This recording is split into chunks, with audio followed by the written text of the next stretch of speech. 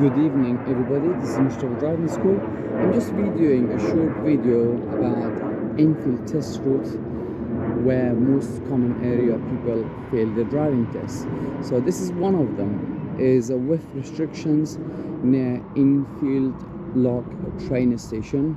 So as you're coming from Ordnance Road, so you might come to this road, this with restrictions. So as you can see, you got a two width restrictions as you're coming from this direction, and here the width is really small.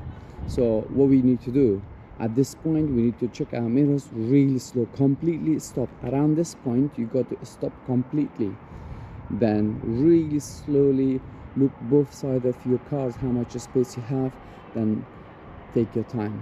So this is one of the most common area people fail the driving test. I hope you find this video useful.